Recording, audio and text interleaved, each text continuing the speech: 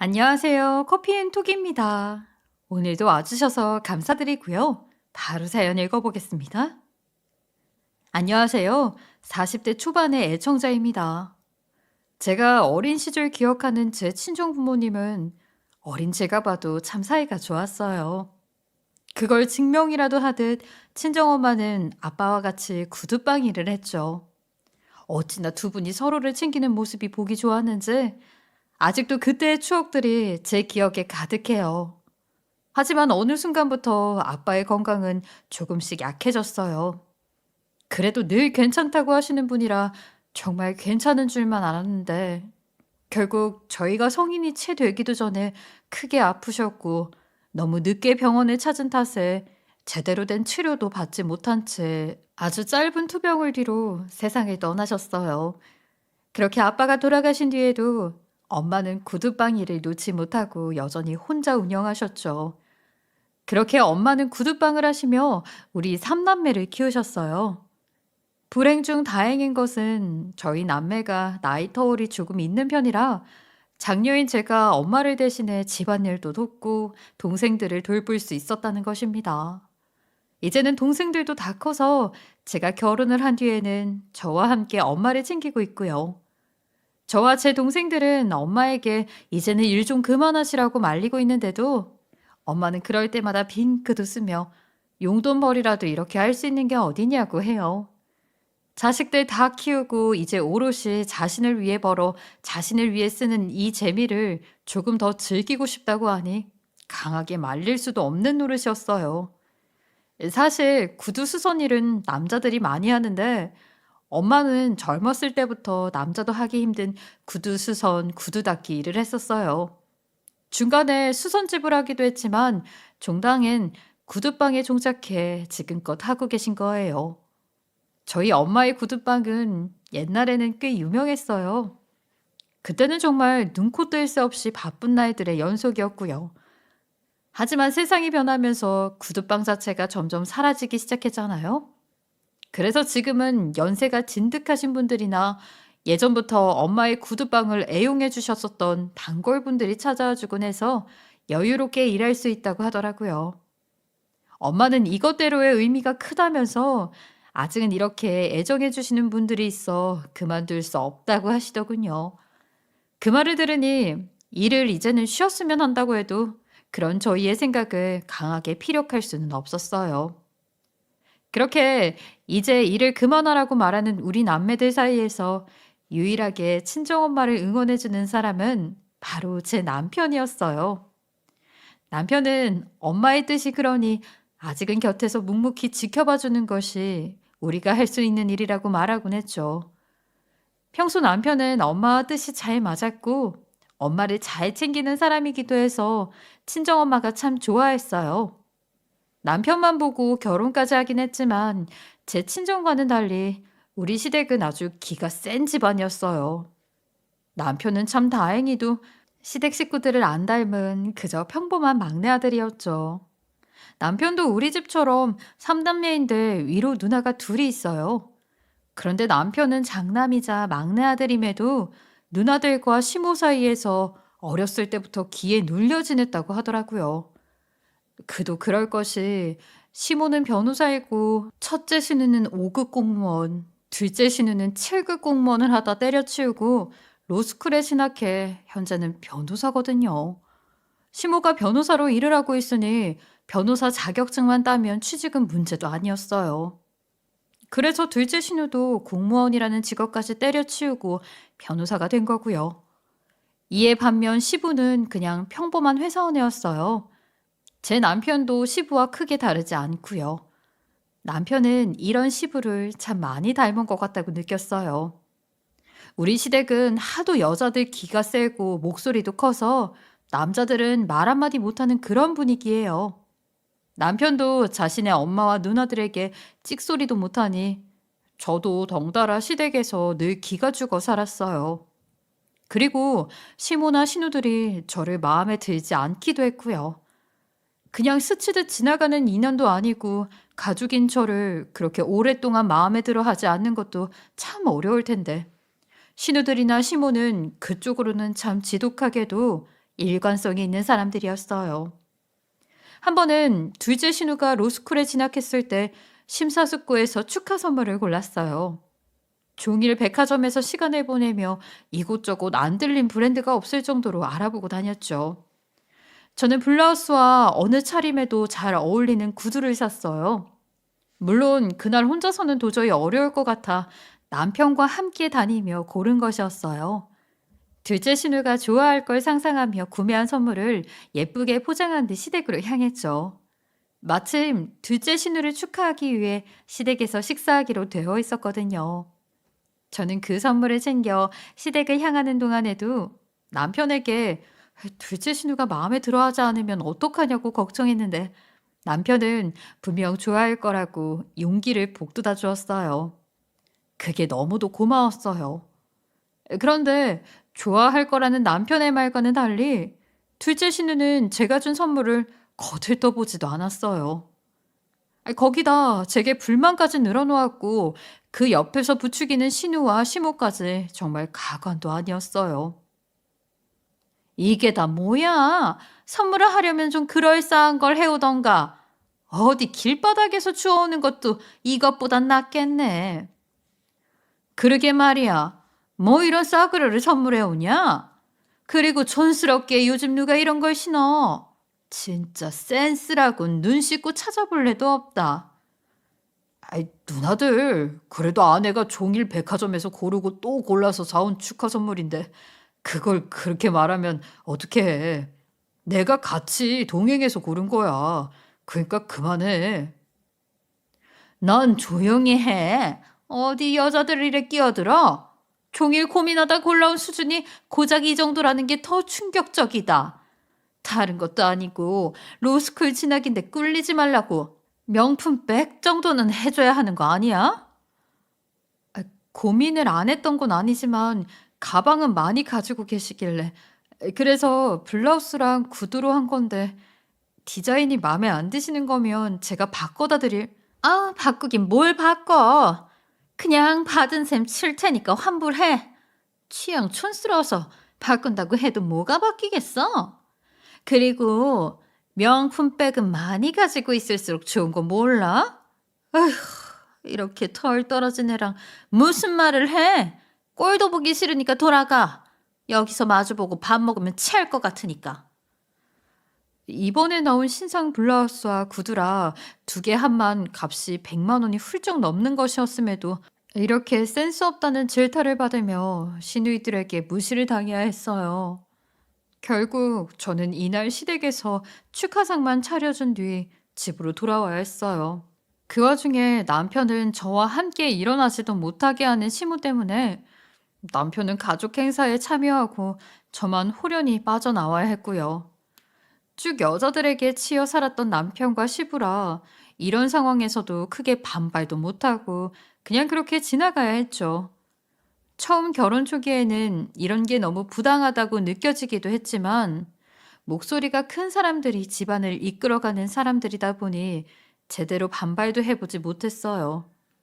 제 목소리를 낸다고 해도 무시하기 일쑤라 통하지도 않았을 테지만요. 이렇게 몇 년을 남보다 못한 대접을 받으며 지내기를 몇 년.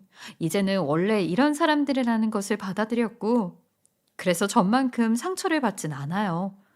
하지만 아무렇지 않다는 것은 거짓말일 거예요.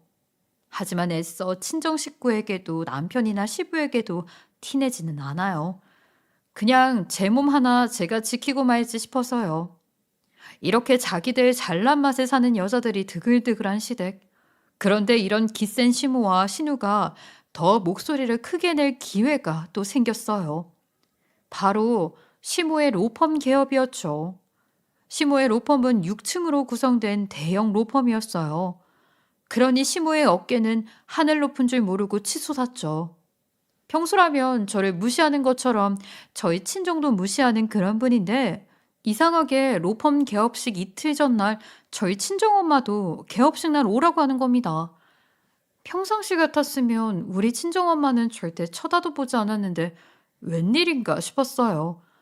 로펌 개업 준비가 한창일 때 인테리어를 맡겼던 곳에 대해 시모가 입에 침이 마르도록 칭찬을 했었는데 나중에 제 친구가 운영하는 곳이라는 것을 알고는 덩달아 제 친구까지 무시하기 시작했어요. 대인 관계는 끼리끼리 친하다는 말이 있는데 저처럼 친구도 머리 쓰는 것에 소질이 없어서 중노동으로 때우는 것 아니냐며 인테리어를 노동으로 취급하고 머리 쓰는 걸 못한다고 비난하는 거예요.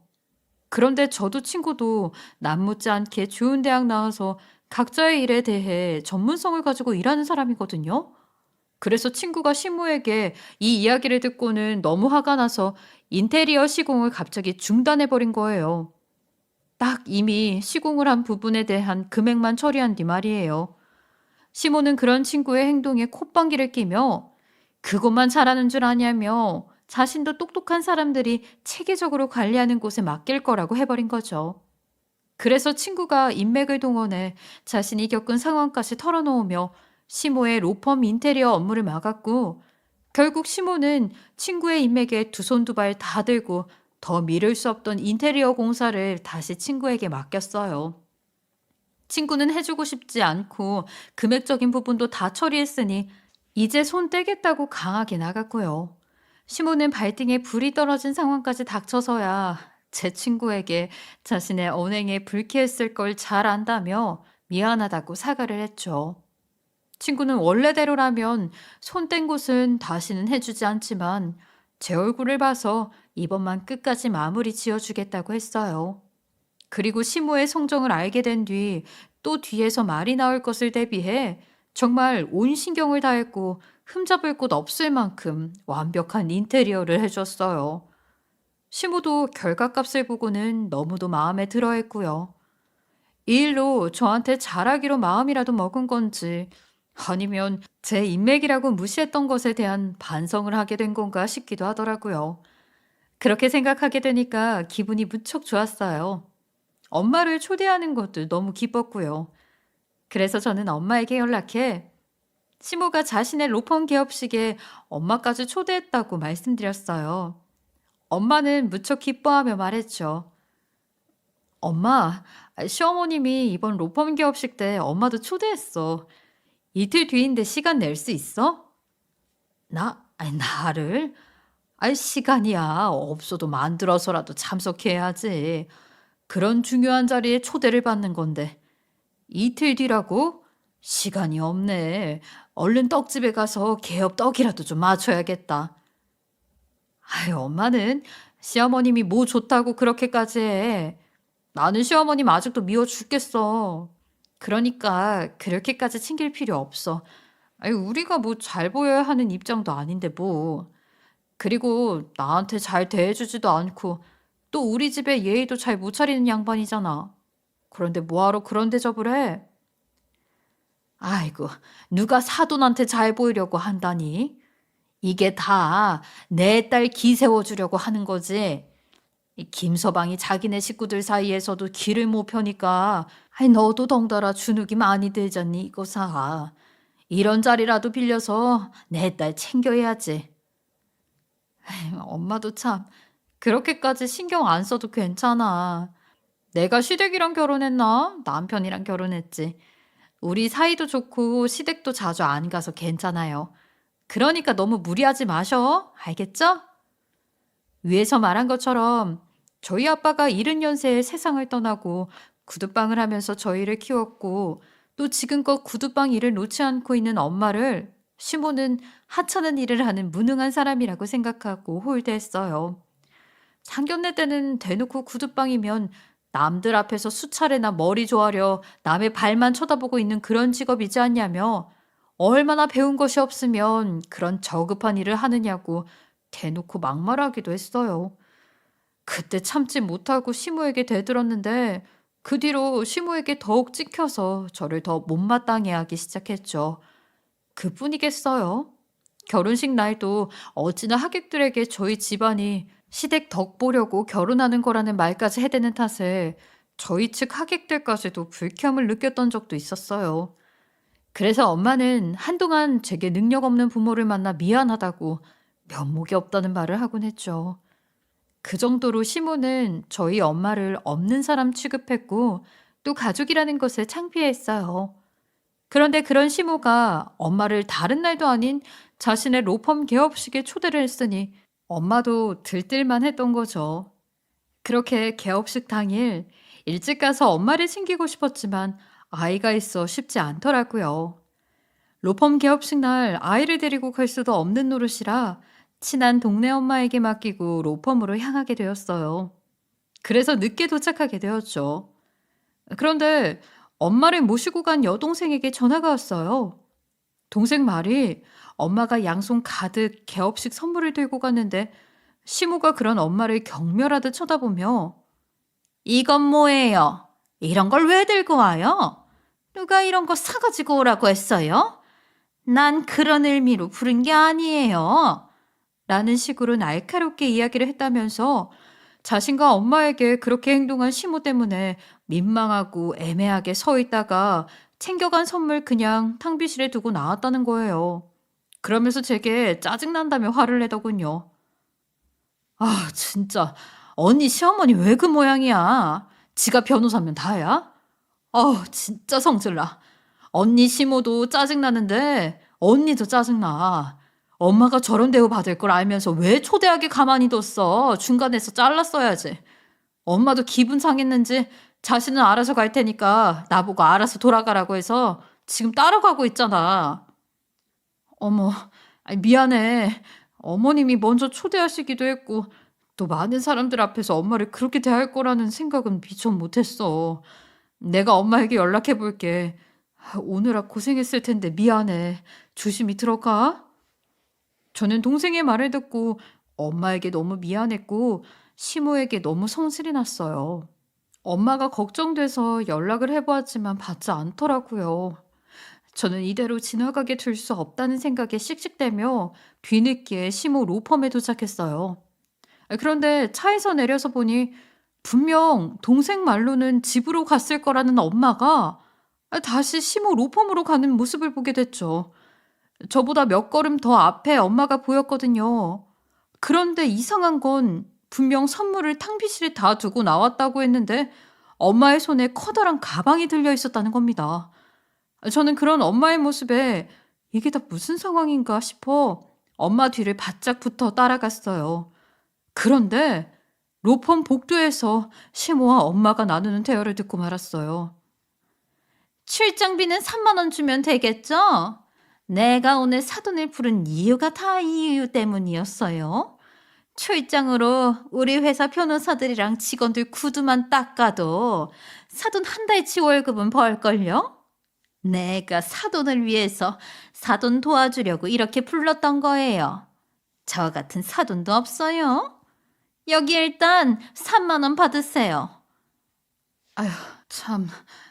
주변에 구두방 몇 개 있는데 뭘 저를 여기까지 불러서 구두를 닦으라고 하세요?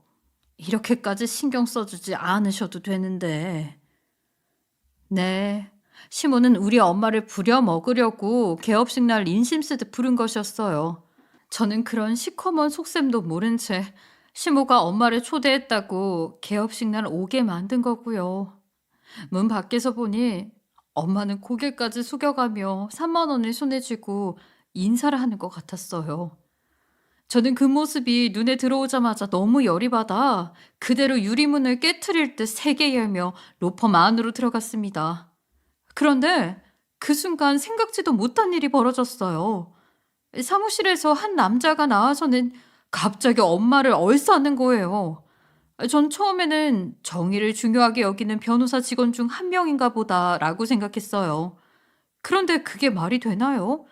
분명 로펌 사무실에서 나온 거면 그곳에서 일하는 직원일 텐데 그곳에서 엄마를 아는 사람이 있다는 것이 도통 이해가 가지 않았어요.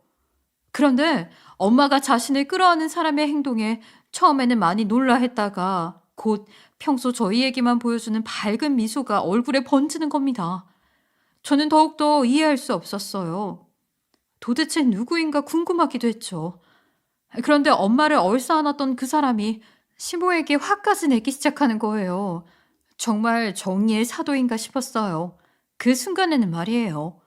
그런데 시모에게 화를 내는 그분이 하는 말은 정말 놀라지 않을 수 없었어요. 그 사람은 엄마의 손에 쥐어진 3만 원을 잠깐 쳐다본 뒤 화가 잔뜩 찬 얼굴로 시모에게 사과하라며 쏘아대기 시작했어요. 지금 우리 로펌에서 이게 다 무슨 짓입니까? 이분께 쥐어준 3만 원은 뭐고요? 당신이 이렇게 천박하게 굴고 있는 이분이 도대체 어떤 사람인 줄은 알고 이러는 겁니까? 이분은 당신이 가볍게 생각할 그런 분이 아니에요. 제게도 너무나 중요한 손님이란 말입니다.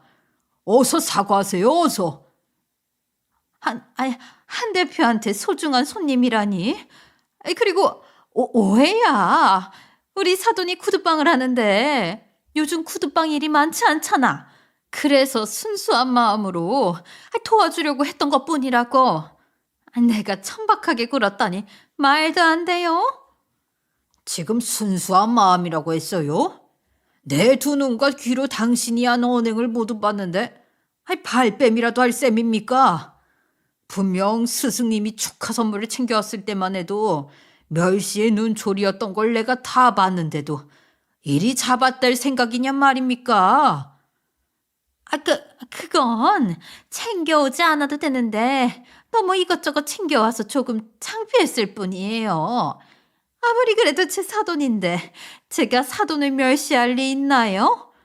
뭔가 오해가 있나 본데 한 대표. 한 대표가 생각하는 그런 거 절대 아니에요. 그런데 스승님이라니요? 사돈이 왜 한 대표 스승이라는 거죠? 제 개인적인 인연입니다. 제가 그런 것까지 다 말해줘야 합니까? 그런 것에 관심 갖지 마시고 회사에서 행동이나 조심하시죠. 이 회사 대표님만의 회사가 아닙니다. 물 흐리는 짓 하는 것 용납 못해요. 그러니 앞으로 주의하세요. 말을 마친 남자는 저희 엄마를 살뜰히 챙기며 안에 자신의 사무실로 데리고 들어갔어요. 그런 모습을 보고 있는 시모는 똥 씹은 표정으로 그들을 바라보았고요. 저는 상황 파악을 위해 황급히 엄마의 뒤를 쫓았어요. 그런데 시모가 저를 붙잡더군요. 도대체 왜 이제 얼굴을 비추냐면서 성질을 내고는 시모가 한 대표라고 부르던 남자와 엄마가 도대체 어떤 관계냐고 물어봤어요. 하지만 저도 아는 바가 없으니 알려줄 것도 없었어요.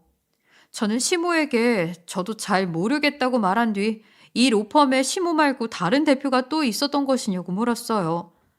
분명 제게는 자신의 로펌인 것처럼 자신의 능력을 과시했었거든요.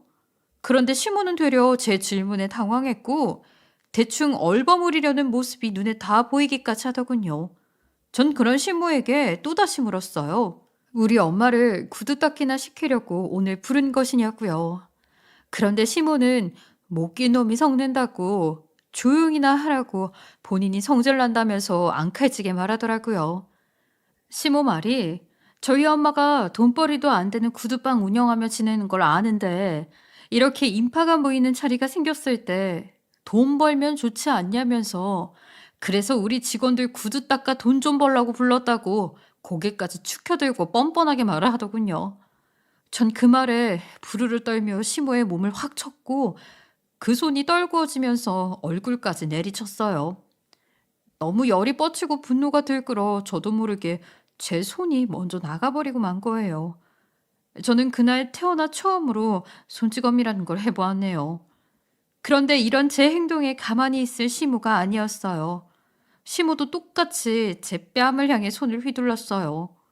그리고 제 양뺨을 한 대씩 내리쳤고요. 시모는 자신이 저한테 당했다는 것에 더 크게 분노해 제게 고래고래 소리치며 난리를 쳤어요. 이 덜 떨어진 게 감히 내 얼굴에 손을 대? 니까짓 게 뭔데 나한테 손을 대? 너 미쳤어? 못 배운 애미년 밑에서 못 배운 년이 나오는 게 너무나 당연하지만 이렇게까지 모녀가 저급할 줄은 몰랐네. 너 뭐 믿고 나한테 이렇게 까부니? 뭘 믿고 이렇게 날뛰냔 말이야. 미친 건 당신이겠지. 어디 사람이 할 짓이 없어서 열심히 사는 사람 자존심을 짓밟을 짓을 벌여? 당신이 내 시모면 다야? 변호사면 다야? 우리가 언제까지 당신같이 고약한 사람한테 휘둘려야 되는데 변호사면 변호사답게 행동해야 할 것 아니야. 당신의 그 좋은 머리가 아깝고 좋은 직업이 아깝다. 저급한 건 우리 모녀가 아니라 당신이야. 그 정도밖에 행동 못하는 당신이라고. 여 싸가지 없는 것이 지금 뭐라고 주둥이를 나불거리는 거야? 돈도 못 버는 무능한 사돈이 이렇게라도 돈 벌라고 신경 써줬으면 감사하다고 머리 조아리지는 못할 망정? 이래서 머리 검은 짐승은 거두는 게 아니라더니 딱 너희 모녀를 가지고 하는 말이네. 무능한 네 집안과 엮여서 망신이랑 망신은 다 당했다고. 그런데도 이렇게 가족으로 여겨주면 고마운 줄 알아야 할 거 아니야. 없는 것들이 자존심까지 내세우면 손가락질 받는 거야, 이 무식한 거사. 저와 시모가 점점 언성이 커지니 로펌 변호사며 직원들이 하나둘 나와보더니 저와 시모를 말리기 시작했어요. 하지만 저희의 다툼은 끝날 기미가 보이지 않았고 저희 엄마가 제 목소리를 알았는지 한 대표라는 사람의 사무실에서 뛰쳐나와 저와 사돈에게 다가왔어요. 한 대표라는 남자도 엄마의 뒤를 따라 저희에게 다가왔고요. 엄마는 저를 말렸고 그런 엄마를 보자 시모는 더 눈이 뒤집혀서는 자식 교육을 운운하며 훈수까지 두면서 손가락질을 해댔어요.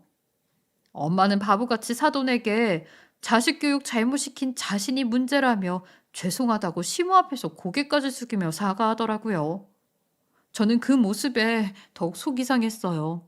그래서 저는 엄마에게 왜 그러냐고 그러지 말라고 하려고 했는데 그때 엄청난 고성으로 한 대표라는 사람이 직원들에게 모두 돌아가라고 소리쳤어요.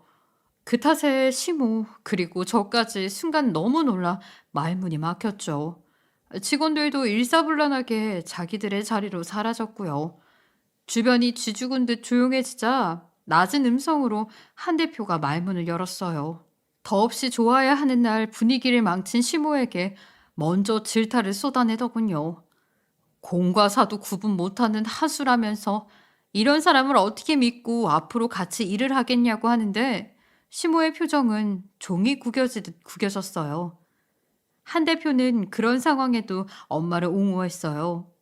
그런데 그 이유를 알게 되자 시모와 저 모두 놀라 입이 떡 벌어졌죠. 사실 엄마를 보자마자 얼싸안았던 한 대표는 시모와 공동으로 로펌을 개업한 대표 변호사였던 거예요. 그런데 참 인연이라는 게 신기하더군요. 그 변호사는 어릴 적 구두 닦기를 했던 저희 엄마의 밑에서 일을 배웠던 아이였다는 겁니다. 그랬던 아이가 이렇게 성공을 해서 변호사가 되었던 것이었어요. 그 시절 당시 우리 집 형편도 너무 어려웠어요. 그런데 엄마는 우리 형편보다 더 어려웠던 그 대표 변호사의 형편을 알고 정말 많이 도와주고 구두 닦기도 열심히 알려주었다고 하더라고요. 그러면서 하는 말이 그때 엄마가 도와주진 못했다면 자신과 자기의 동생들은 이미 다 굶어 죽었을 거라고 보릿고개 시절 부모님이 돈을 벌어오겠다고 떠났는데 그 뒤로 소식이 끊겨 장남이던 자신이 나서서 동생들을 위해 나섰지만 어린 자신을 받아준 것은 우리 엄마뿐이었다며 그냥 스승님이 아니라 자신과 동생들의 생명의 은인이라고 칭송하는데 시모는 그 말에 입을 다물지 못하고 어버버거릴 정도로 놀라 어쩔 줄을 몰라 하더군요. 엄마는 그런 한 대표의 이야기에 무슨 생명의 은인이냐며 어려운 처지에 같이 힘내면서 살았던 거라고 말하는데 그런 푸근한 마음씨를 가진 친정엄마를 골탕 먹이려고 했던 시모에게 더 큰 화가 났는지 추억에 젖어있던 말투가 확 바뀌었어요. 낮고 무겁게 깔린 목소리로 시모를 향해 말하는 순간 시모가 무릎까지 꿇게 되었습니다. 김 변호사, 이 로펌에서 내가 최고 지분 소유하고 있다는 것 알고 있죠? 당신 지분은 3% 정도였던가요? 그 3% 내가 메울 테니 우리 로펌에서 당장 나가요. 당신처럼 사람 귀한 줄 모르는 천박한 변호사는 필요 없으니까. 공과 사 구분도 못하는 당신을 우리가 뭘 믿고 쓰겠어요? 좋은 변호사가 이렇게 차고 넘치는데. 한 대표, 그게 다 무슨 소리예요? 지분을 빼고 나가라니. 내가 이 로펌을 위해 얼마나 힘썼는 줄 알잖아요. 인테리어도 내가 직접 도맡아 했을 정도로 애정을 가졌는데 나가라니. 이건 말도 안 돼요. 내가 무릎이라도 꿇을게. 제발 이번 한 번만 좋게 넘어가줘요. 이 바닥 소문 빠른 거 다 알면서 날 이렇게 내치면 어떡해요? 그럴 순 없어. 그러면 안 되는 거야. 소문 빠른 거 알면서 왜 우리 로펌 기억식 날 이런 추잡스러운 짓을 벌여요? 그래도 쌓인 경력은 있으니 시골에 가면 할 일은 있지 않겠어요? 그만 일어나요. 누가 보면 나한테 뭐 잘못한 줄 알겠네. 그렇게 무릎 꿇고 싹싹 빌고 애원하고 싶으면 스승님과 스승님 따님한테나 하던가요. 당신 같은 사람은 안 봐도 비디오야. 얼마나 못된 심보로 이 사람들을 괴롭혔겠어. 한 대표, 그럼 내가 이렇게 사돈과 며느리한테 빌 테니 좀 봐줘. 우리 가족들은 지분율 크게 차이 나지 않는 공동대표로 운영되는 줄 안다고. 그런데 여기서 쫓겨나면 우리 가족들한테 뭐라고 하느냔 말이야. 사돈, 그리고 지영아, 그간 내가 어리석었어요. 나이만 먹었지 하는 짓은 시세 많은 어린애에 불과했어요. 미안해요.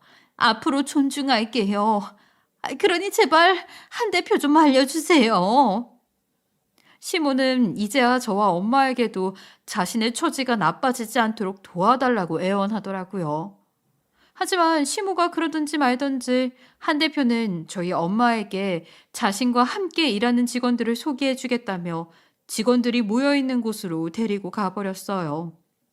시모는 뒤따르는 제게 이렇게 가면 남편과 이혼시켜버린다고 가만 안 둘 거라고 협박조로 제게만 들리도록 읊조리는데 저는 그런 시모에게 마음대로 하시라는 말을 남긴 뒤 엄마가 들어간 곳으로 향했죠. 그 안에서 새어나오는 소리에 픽 웃음이 나더군요. 처음 대표 변호사인 한 대표가 직원들 앞에서 자신의 스승님이라고 표현하는데 엄마가 수줍게 웃으며 스승은 무슨 스승이냐며 아까부터 느꼈는데 오글거려서 못 참겠다고 말하는 거예요. 한 대표는 그럼 스승님 말고 누님이라고 부르면 되겠냐고 너스레를 떨었고 직원들 앞에서 자신의 하나뿐인 누님이라고 칭하며 재차 소개를 해주는데 그곳에 있는 직원들이 엄마를 향해 모두 일어나 90도로 인사를 올렸어요. 엄마는 창피해했지만 한 대표는 그 모습에 흐뭇해했고 저 역시 엄마의 밝은 표정에 좀 전의 일은 잠시 뒤로 한 채 그 예쁜 표정을 꽤 오랫동안 바라보았네요. 저는 개업식이 끝나고 엄마를 집에 데려다 준 뒤 곧장 시댁으로 향했어요. 한 대표가 준 서류를 챙겨 들고 말이에요. 시댁에 도착하니 온 가족이 다 모여서 시모 눈치를 보고 있더군요. 개업식 날 시댁 식구도 오기로 했었지만 시모가 천천히 오라며 지시했었는데 나중에 거의 도착했을 무렵 돌아가라고 성화를 부려 개업식에 참석하지 못했던 거예요. 시모는 제가 현관문을 열고 들어오자 성큼성큼 제 앞으로 걸어와서는 마구잡이로 머리카락을 잡아당기고 저를 해치기 시작했어요. 시부와 남편이 황급히 말리고서야 멈췄어요. 그러자 시모는 다 갈라진 목소리로 고성을 쳤죠. 여기가 어디라고 들어오냐면서 이혼당할 준비나 하라고 땡전 한 푼 줄 생각 없으니 그런 줄 알랐는데 남편은 갑자기 무슨 이혼이냐고 자신은 이혼 생각이 없다고 왜 그걸 엄마가 정하냐고 따졌어요. 그러자 시모는 남편에게 언제부터 자신의 말에 그렇게 토를 달았냐며 자신이 시키는 대로만 하면 된다고 난리를 쳐댔어요. 그런 시모의 모습을 보고 있자니 이런 걸 보고 미쳤다고 하는 건가 싶더라고요. 저는 산발이 된 머리를 살짝 매만진 뒤 서류 봉투에 담겨있던 서류를 꺼내 시부에게 주었어요. 시부는 이게 뭐냐고 의아해하며 저를 바라보고 있던 시선을 서류를 옮겼어요. 그리고 곧 표정이 험악하게 굳었습니다. 네, 그 서류는 로펌에 시모의 지분이 3%밖에 들어가지 않았다는 서류였어요. 시모는 그동안 로펌에 공동으로 투자해 개업하는 거라며 가족 모두를 속이고 있었어요. 그래서 시부는 당연히 시모가 그동안 모은 돈으로 투자를 했다고 철석같이 믿었던 거예요. 시부는 시모에게 도대체 그동안 모은 돈은 다 어디로 갔냐고 물었어요. 시모는 우물쭈물할 뿐 아무 대답하지 않았죠. 그 모습에 시부는 화를 숨기지 못하고 돈 다 어디 갔냐고 소리치며 시모를 추궁했어요. 온 가족은 그때 시부가 화내는 모습을 처음 봤고 시모도 마찬가지였던 터라 놀라 사실대로 털어놓기 시작했죠. 그동안 모은 돈은 하나도 없다고 말이에요. 시모는 그동안 모았던 돈을 가족들 몰래 사치하는 것에 다 써버렸던 거예요. 사치로 쓰고 남은 돈을 로펌에 투자했던 거였죠. 이 사실을 모두 알게 된 시부는 정신 나간 여편네라며 난리가 났어요. 그 상황에 저는 오늘 있었던 일까지 모두 털어놓았어요. 제 친정엄마가 챙겨간 선물을 받지도 않았고 심지어 경멸에 엄마와 동생이 하는 수 없이 탕비실에 직접 두고 나왔을 뿐 아니라 돌아간 엄마를 다시 불러 직원들의 구두를 닦아 돈을 벌면 한 달치 월급은 되지 않냐며 출장비 3만 원 줄 테니 하라고 개업식 자리에서 제대로 망신을 주려고 했다고요. 그리고 우리 엄마를 실컷 괴롭히기 위해 시댁 식구를 일부러 조금 늦게 오라고 했던 것이었다고 말이에요. 평소 말수가 적은 분이긴 하지만 저희 엄마를 좋게 생각해주고 계시던 시부는 이 말을 듣고는 이혼당할 사람은 며느리인 제가 아니라 당신이라며 노발대발을 했어요. 그리고 얼마 뒤 정말 시부는 시모를 상대로 이혼 소송을 걸었어요.